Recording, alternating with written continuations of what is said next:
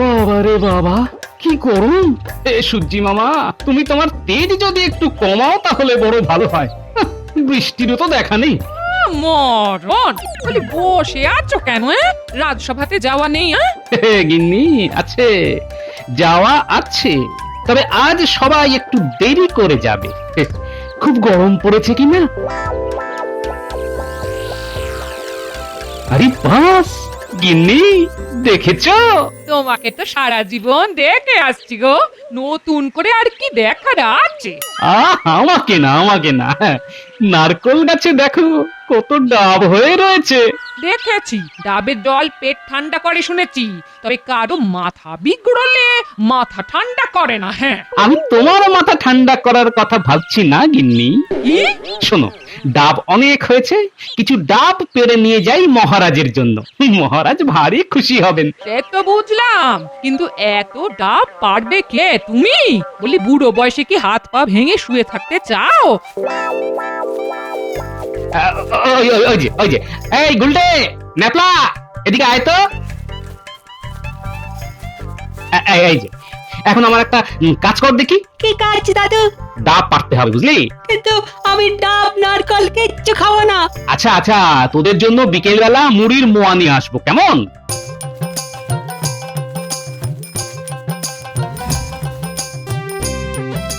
এটা নিয়ে এলাম গো। এরে বাবা, এই দাদি কি করতে এসেছো? এনে এনে ধর। ও, আমি ভাবলাম বুঝি। বলো যা, যত সব আজগুবি চিন্তা মাথায়, সাধে কি বলি মাথা বিগড়েছে? বাবা বাবা, দেখেছো গিন্নি কিরকম হনুমানের মতন উঠে গেল?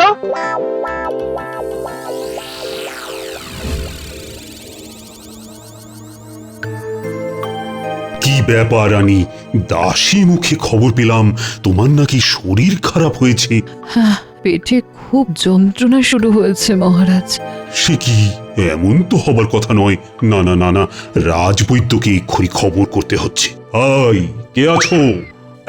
এক্ষুনি রাজবৈদ্যকে খবর দাও, বলো এক্ষুনি রানীমার অন্দরমহলে চলে আসতে। রানীমার শরীর ভালো নেই। আজ্ঞে মহারাজ।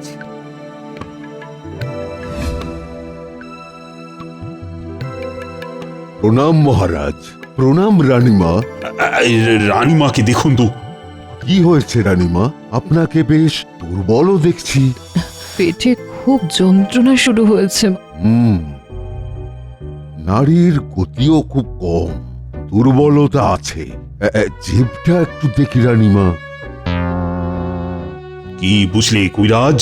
শরীরের দুর্বলতা আছে, তার জন্য আমি ওই পাঁচন বানিয়ে পাঠিয়ে দিচ্ছি। দিনে 5 বার, সেই পাঁচন 3 দিন খেতে হবে। ওরে বাবা! একই সাথে রানীমার পেট গরমও হয়েছে। মনে হচ্ছে অতিরিক্ত গরম পড়েছে এবার, সেখান থেকেই হয়েছে। তাহলে পেট ঠান্ডা করার উপায়? ডাবের জল, ওটি খেলেই পেট ঠান্ডা হয়ে যাবে, রানীমাও সুস্থ হয়ে যাবেন। চিন্তা করার কিচ্ছু নেই। আমার বাগানেই তো অনেক ডাব গাছ আছে, কিন্তু জল খুব খারাপ। এর কারণ মালিও কিছু বলতে পারেনি। বিজ্ঞানীকে বলেছি ভালো করে যদি ডাব গাছের সার আবিষ্কার করতে পারি। তাহলে বাজার থেকেই আনাতে হবে। আর একজনের কথা আমি বলতে পারি। কে? গোপাল। ওর বাড়ির ডাবের জল গত বছর আমি খেয়েছিলাম, খুব মিষ্টি আর খুব ভালো। তাই নাকি? গোপাল সব সময় আমাদের মুশকিল আসান। আপনি গোপালকে বলুন ডাব নিয়ে আসতে। আমি ডাবের জল চেয়েছি শুনলে গোপাল ডাব নিয়ে নিশ্চয়ই আসবে। নিশ্চয়ই নিশ্চয়ই। কবিরাজ, তুমি পাঁচন বানিয়ে রানীকে শিগগিরই দাও। আমি রাজসভায় গোপালকে পেয়ে যাব, এক্ষুনি বলে দিচ্ছি। আশা করি ওর বাড়ির কাছে ভালো ডাব হয়েছে।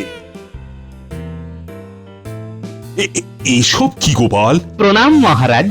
আমার দেরি হবার জন্য মার্জনা চাইছি। আসলে এই থলে এত ভারী হয়েছে যে এটাকে বয়ে নিয়ে আসার লোক জোগাড় করতে সময় লেগে গেল মহারাজ। এত ভারী তা এতে কি আছে বলো তো গোপাল?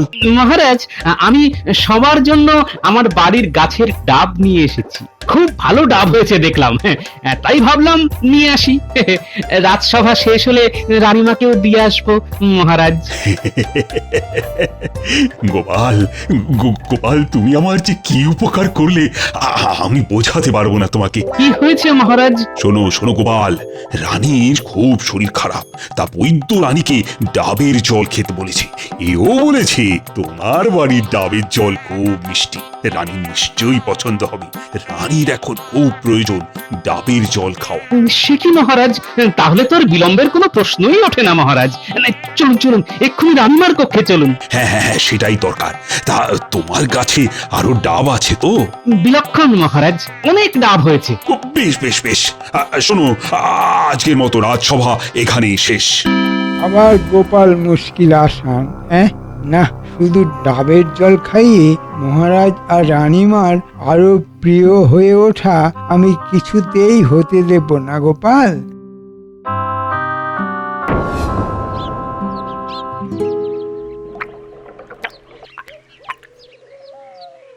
কি মিষ্টি ডাবের জল! তুমি আমার বড় উপকার করলে গোপাল।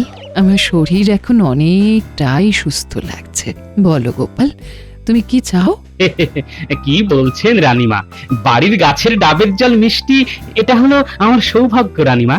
সেই ডাবের জল রানীমা খেয়ে সুস্থ হবেন, এটা হলো আমার পরম সৌভাগ্য। রানীমা খুশি হয়েছেন, এটি হলো আমার অতি পরম সৌভাগ্য। তবে গোপাল, তোমাকে কিন্তু রোজ 2টি করে ডাব নিয়ে আসতে হবে রানীমার জন্য। কি পারবে তো? বলেন কি মহারাজ, এই সামান্য কাজটুকু করতে পারবো না? নিশ্চয়ই আমি ডাব নিয়ে আসবো মহারাজ।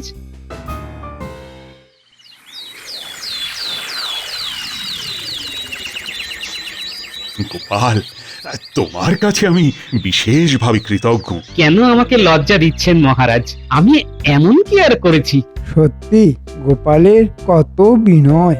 মহারাজ, কথা মতো আমি 2খানি ডাব রানীমার কাছে পৌঁছে দিয়ে রাজসভায় এসেছি। রানীমা বেশ ভালো আছেন।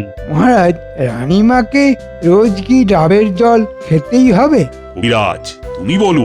মহারাজ, ডাবের জল পেটের এবং কোষ্ঠের জন্য ভীষণ উপকারী। তাই রানীমা রোজ যদি কিছুদিন ওই ডাবের জল খেয়ে যেতে পারে, তাহলে রানীমার খুব উপকার হয়। নিশ্চয়ই নিশ্চয়ই।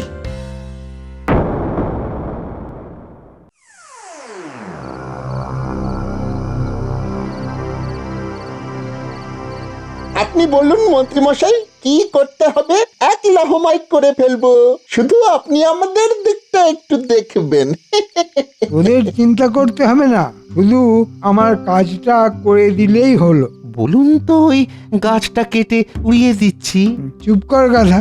গাছ কেটে ফেললে সবাই সন্দেহ করবে, এমনকি জেনেও যেতে পারে যে কারা গাছ কেটেছে, কেন কেটেছে। তাহলে এটা খুব মজার কাজ, কিন্তু সোজা কাজ নয় মোটেই। মজার কাজ? দেখুন মন্ত্রী মশাই, কাজ হয়ে গেলে তারপর আপনি ওই আমাদেরকে নিয়ে মজা করবেন না তো? কি যে বলছিস না বলতে বল, এই কাজ করে তোরা মজা পাবি। শোন, ওই আম গাছটা দেখেছিস? হ্যাঁ, ওই গাছে উঠে ঘাপটি মেরে বসে থাকবি, আর দেখিস কেউ যেন দেখতে না পায়। তারপর কি করতে হবে?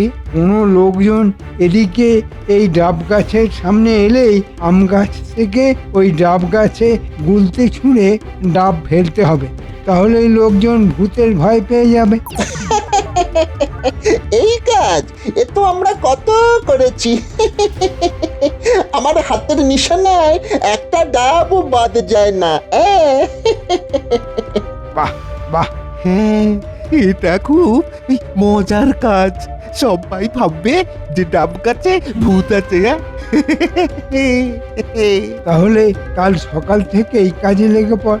শুধু একটা কথা লক্ষ্য রাখবি, গোপাল বা ওর কোনো নাতি পুতিদের সঙ্গে এটা করবি না, তাহলে কিন্তু ওরা বুঝে যাবে। বুঝতে পারলে? হ্যাঁ, খুব বুঝেছি। তোদের সাথে পরে দেখা হবে, এখন কাজে লেগে পড়।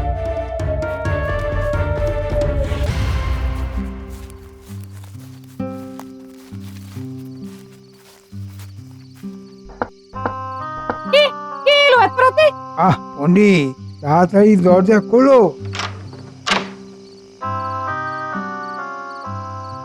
কি ব্যাপার মন্ত্রীমশাই, এত রাতে? শোনো পণ্ডিত, গোপালের ডাবের জল নিয়ে এত আদিক্ষেতা আমার বরদাস্ত হচ্ছে না। হ্যাঁ, তো আমি কি করতে পারি? অনেক কিছু, ভালো করে বোঝো। মহারাজের বাগানে ডাবের জল একেবারেই পানসে। এখন কোনোভাবে গোপালের বাড়ি থেকে ওই ডাব নিয়ে আসা যদি আটকানো যায়। তাহলে মহারাজ মন্ত্রীমশাইকে বরাদ দেবে বাজার থেকে রানীর জন্য ডাব নিয়ে আসতে? সেই ডাব আনার খরচের লভ্যাংশ তুমিও পেতে পারো, যদি আমার কথা শোনো। মানে কিভাবে? আমি কি করব?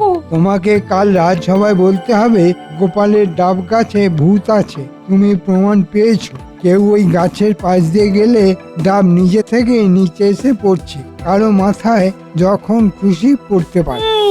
এটা তো বেলগাছ নয়, তাই ব্রহ্মদত্তের কথা বলা যাবে না, তবে আরো ভয়ঙ্কর কোন ভূতের কথা বলা যাবেই।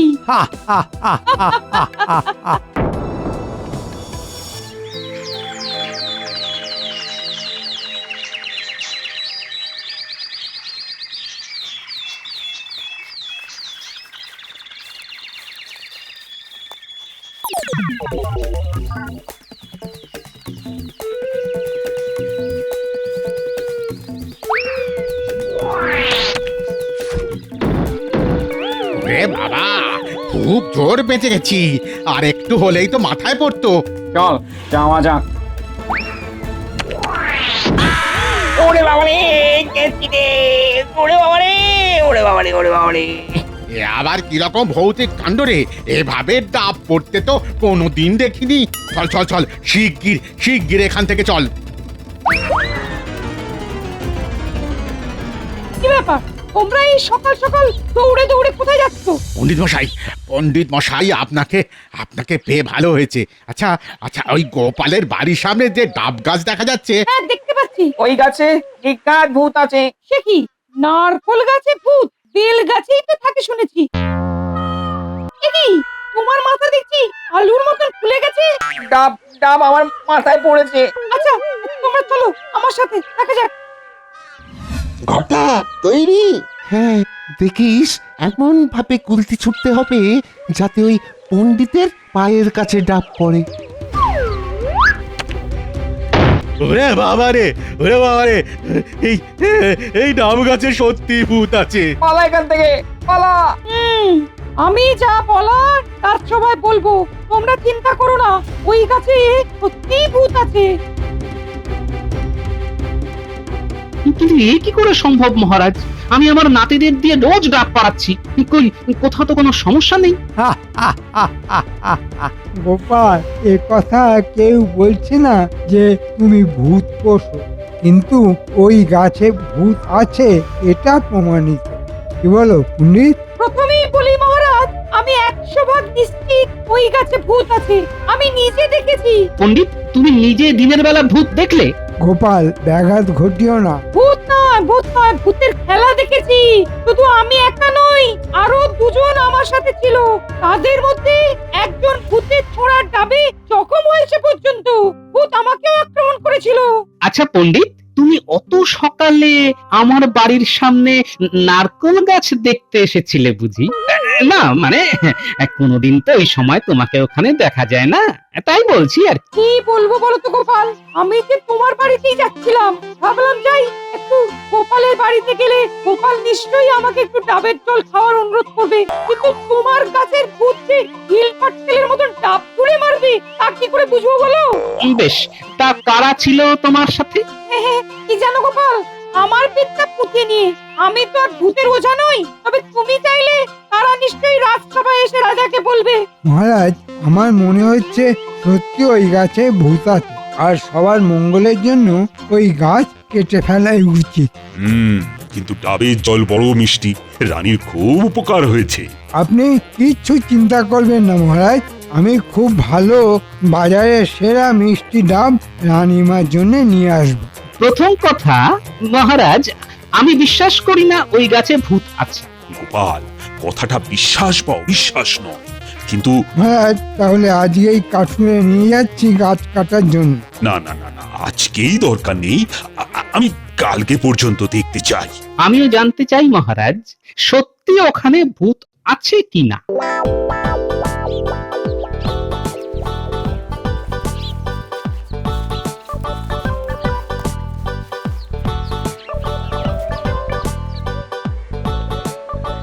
কি জানি এরকম কেন ঘুরছে? এখন তো কিছু হচ্ছে না। মনে হচ্ছে ভূতের কোনো উদ্দেশ্য আছে আমার গাছটিকে নষ্ট করা। নজর রাখতে হবে। এসে গেছি সব। এই নে মুরগির মোয়া।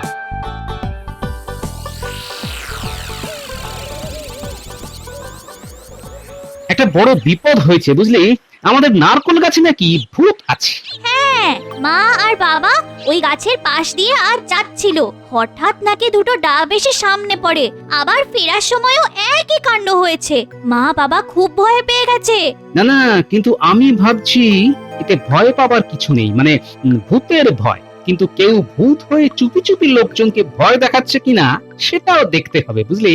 তাহলে আমরা একটু লক্ষ্য রাখি দূর থেকে কেউ এরকম কিছু করছে কিনা। হ্যাঁ, সবাই একটু লক্ষ্য রাখিস তো।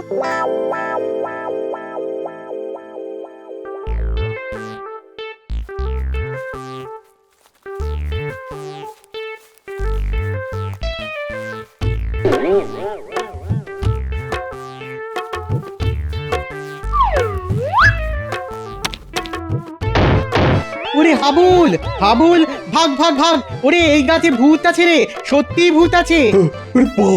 ঠিক বলেছিস, আজকাল মহারাজের কাছে যেতে হবে। আরে বাবা, বাবা!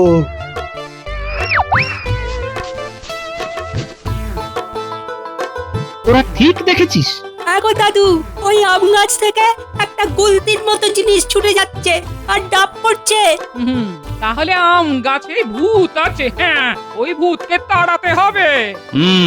তোরা এক কাজ কর বুঝলি, অনেক ডাবের খোলা পাথর যা যা আছে সব জড়ো কর, আমি আসছি।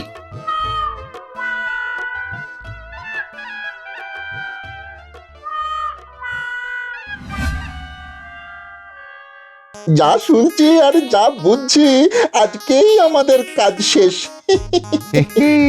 আর মন্ত্রী মশাই আমাদেরকে অনেক মোহর বকশিস দেবে বলেছে। কাজ করছি বটে, কিন্তু মন্ত্রীর কথায় কোনো বিশ্বাস নেই বুঝলি, যতক্ষণ হাতে করে না দিচ্ছে। এই রে, এ কি? এই ডাব পাথর আমাদের দিকে উড়ে আসছে। ঘটা পরিবারে গেছি রে। বাঁচাও, বাপ রে বাপ!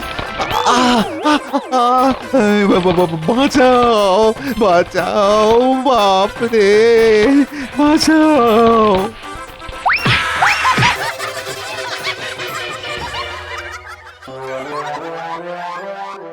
সবাই আজ সকালে ভূতের তাড়া খেয়েছে, তাই ওই নারকোল গাছ আর না কেটে তো কোনো উপায় নেই গোপাল। মহারাজ, তাহলে এখনই শুরু করা যাক। এটাই আমাদের আজকে সব থেকে বড় কাজ। গোপাল, তুমি কিছু বলবে? ভূত আমি ধরে ফেলেছি মহারাজ। মহারাজ যদি একটু কষ্ট করে আসেন তাহলে নিজের চোখেই ভূত দেখবেন। কিসব বলছো গোপাল? তুমি এভাবে মহারাজের অমূল্য সময় নষ্ট করতে পারো না। আমি সবাইকেই অনুরোধ করব ভূত দেখতে যাবার জন্য। রানীমাকেও জানিয়েছি। রানীমা ইতিমধ্যে চলেও গেছেন। সে কি? তাহলে তো যেতেই হয়। সর্বনাশ!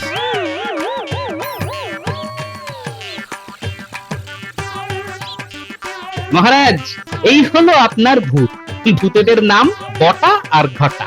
এই আম গাছে লুকিয়ে গুলতি ছুঁড়ে ডাব ফেলে লোকজনকে ভয় দেখানোই ওদের কাজ ছিল। ওদের কারসাজি আমার এই নাতি নাতনিরা ধরে ফেলেছে। কেন কেন তোরা এরকম করছিলিস? মহারাজ, এদেরকে জিজ্ঞাসা করুন কে ওদের এমন করতে বলেছিল। আমাদের মাফ করে দিন মহারাজ, আর কখনো এরকম করব না। এই মন্ত্রী মশাই, আমাদের লোভ দেখিয়ে এরকম করতে বলেছিল, যাতে এই গোপাল দাদার এই কাজ কাটা পড়ে। মন্ত্রী তুমি এরকম বলেছো কেন? না মহারাজ, আমি এরকম বলতে যাব কেন? এই পণ্ডিত বলছিল ওই গাছে ভূত আছে। মন্ত্রীমশাই, আপনি আমাকে কেন জানাচ্ছেন এর মধ্যে? হ্যাঁ মহারাজ, আমি ভুল করেছি। এই মন্ত্রী আমাকে বলেছিল। আমিও লোভের মোহে পড়েছিলাম। পণ্ডিত তুমি? আসলে মন্ত্রী সহ্য হচ্ছিল না যে গোপালের আনা ডাবের জল খেয়ে আপনি সুস্থ হয়েছেন। মন্ত্রী ভেবেছিল ওই গাছ কাটা হলে বাজার থেকে ডাব নিয়ে আসবে আপনার জন্য, হাতে সে কিছু কামাবে। পণ্ডিত তুমি এখান থেকে চলে যাও। 7 দিন তুমি এই রাজসভায় আসবে না, এটাই তোমার শাস্তি। আজ্ঞে মহারাজ। সমস্ত মিথ্যে কথা, সব গোপালের ষড়যন্ত্র। তাই নাকি মন্ত্রী? তা তুমি কবে থেকে মহান হলে? এখন তোমার কি শাস্তি হয় সেটাই আমি ভাবছি। মহারাজ, মন্ত্রী মশাই যখন সবাইকে ভূতের ভয় দেখিয়েছে, তখন তাকেই ভূত বানালে কেমন হয়? ঠিক বলেছ গোপাল। আমার কাছে চুনও আছে আর আলকাতরাও আছে। শুভস্য শীঘ্রম নিয়ে আসা হোক। মহারাজ, এসব কি? তোমার পাপের শাস্তি মন্ত্রী। এই ডাব গাছের সামনে আগামী 1 পক্ষ তোমাকে সারা দিন ভূত সেজে দাঁড়িয়ে থাকতে হবে। ওরে বাবা, ওরে বাবা, মহারাজ, মহারাজ আমাকে ক্ষমা করে দিন, আমাকে ক্ষমা করে দিন। ক্ষমা তো করিয়েছি, না হলে তো গারদে পুড়ে রাখতাম। এই তো এসে গেছে। এই যে ছোটরা, তোমরা দারুণ কাজ করছো। এখন মন্ত্রীকে ভূত সাজাও দেখি।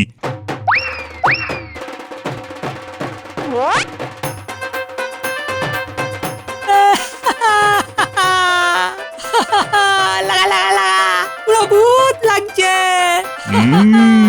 বেশ লাগছে। মহারাজ, মহারাজ আমাকে ক্ষমা করে দিন, ক্ষমা করে দিন। ওই যে ভূতের কান্নার শব্দ আসছে।